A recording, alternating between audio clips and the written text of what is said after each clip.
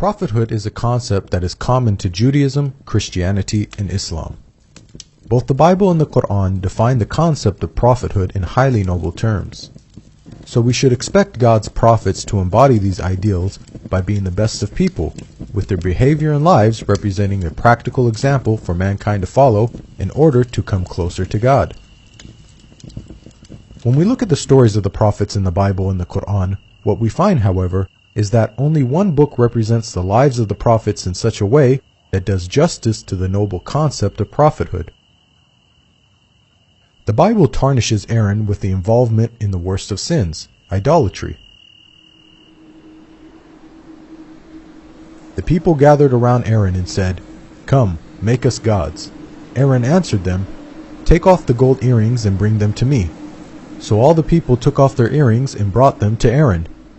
He took what they handed him and made it into an idol cast in the shape of a calf. Monotheism, worshipping only one God, was the very essence of the message that God tasked Moses and Aaron to impart on the Israelites. So from this point of view, a prophet of God failed in the most basic of duties. The Bible goes on to tell us that God punished the Israelites who worshipped the calf idol with a plague. And the Lord struck the people with a plague because of what they did with the calf Aaron had made. Aaron, however, was spared any such punishment, even though it is said that he was the individual that made the idol. Shouldn't prophets be more accountable than common people due to the greater knowledge that they possess and their higher positions of responsibility? By comparison, in the story that the Quran narrates, Aaron is free of the major sin of idolatry. It was in fact an individual called Samari who made the idol. In the Quran, it says that Aaron even orders the Israelites not to worship the golden calf. Aaron did say to them, "My people, this calf is a test for you. Your Lord is the Lord of mercy, so follow me and obey my orders." We can see that the Quranic account not only presents Aaron in a manner that is befitting of a great prophet of God, but it also does not contain any of the inconsistencies present in the biblical narrative. Prophet David and the accusation of adultery.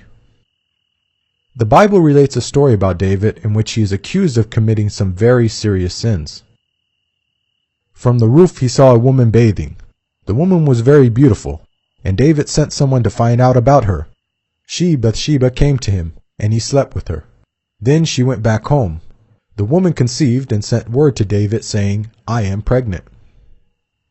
Bathsheba was married, and so when David found out she was pregnant with his child, instead of taking responsibility and publicly confessing his sins, he instead compounds his sins by having her husband killed.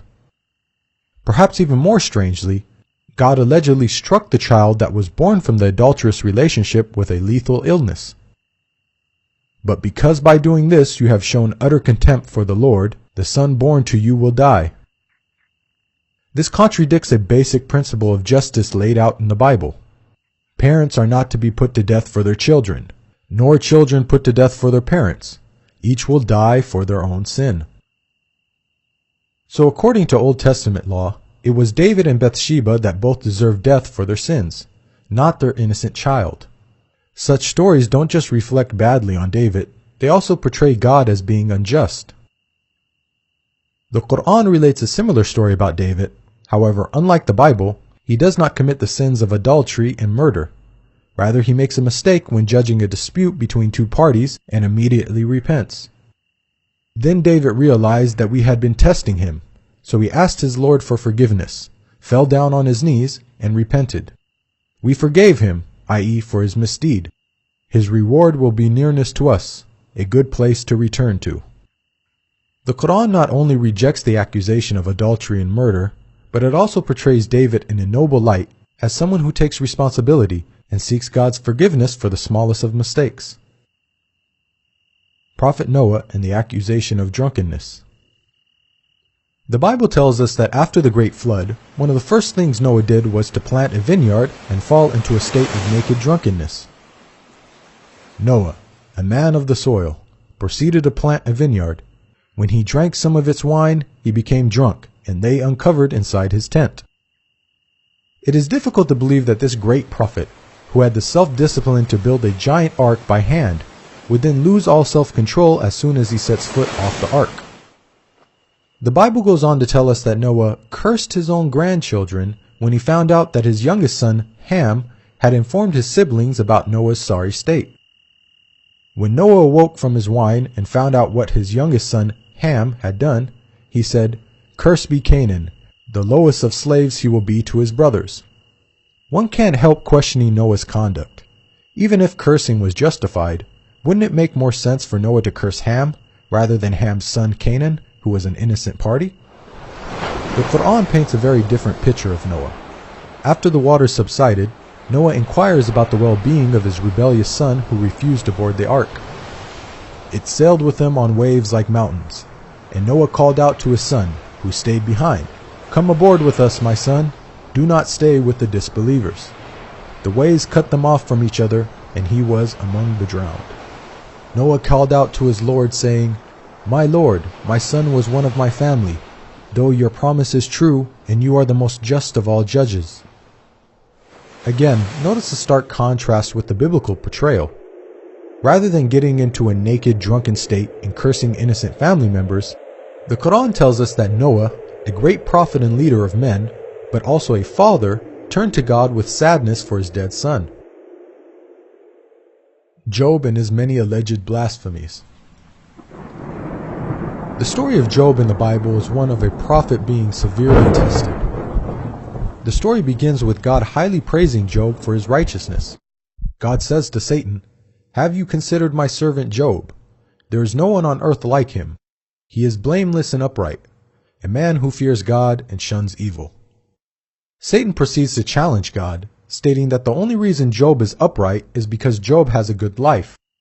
Satan predicts that if God were to test Job properly, then Job would curse God. "But now stretch out your hand and strike his flesh and bones, and he will surely curse you to your face." God allows Satan to test Job, and once the trials commence, Job fails to remain patient, and even goes so far as to blaspheme against God numerous times.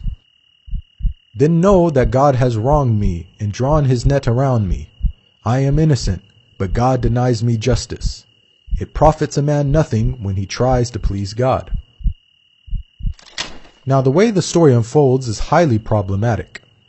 There is the issue of a prophet of God committing blasphemy, one of the worst sins imaginable. Also, the Bible is alluding to Satan knowing more than God in this instance by correctly predicting what would happen. Recall that God asserted that Job was a man who fears God and shuns evil. Satan challenged God by predicting that Job would blaspheme, and so Satan has proven God wrong. Can Satan, a limited and finite being, have more insight into Job than God, the creator and sustainer of the universe? The Quran resolves all these issues in just a few short verses. Job doesn't blaspheme against God. Rather, he blames Satan for his hardship. "Bring to mind our servant Job, who cried to his Lord, 'Satan has afflicted me with weariness and suffering.'" God compliments Job for his patience in the face of such trials. "We found him patient in adversity, an excellent servant. He too always turned to God." Job's righteous conduct in the Quran is exactly what we would expect of a prophet of God. Analysis of the stories of the prophets. Both the Bible and the Quran define the concept of prophethood in highly noble terms. After examining the stories of the prophets, we've seen that it's only the Quran that portrays the prophets in such a way that satisfies this ideal. By contrast, the Bible shows the prophets in an extremely negative light. It seems that no sin is too great for them to commit, yet the Bible states, "All scripture is inspired by God and is useful for teaching, rebuking, correcting, and training in righteousness." What morals can be derived from stories that are filled with prophets committing idolatry, murder, adultery, and blasphemy? Another issue with the Bible is that God states that his commandments are easy to follow. "Now what I'm commanding you today is not too difficult for you or beyond your reach." This message of encouragement was proclaimed to the whole of Israel, prophet and commoner alike. But how can the Israelites have been expected to keep the commandments when the prophets, those who were divinely handpicked and tasked with upholding and teaching the commandments, failed to keep even the most basic of God's laws. Does this not make a mockery of God? One of the names of the Quran is Al-Furqan, meaning the criterion between truth and falsehood. So the Quran not only confirms the scriptures that came before it, but it also corrects their distortions.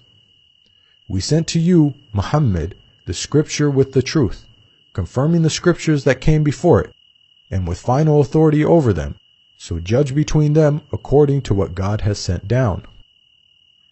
The Quran defends God's righteous prophets against the slander and falsehood attributed to them in the Bible. It provides the best guidance for those who want good examples to follow in order to come closer to God and be successful in the hereafter.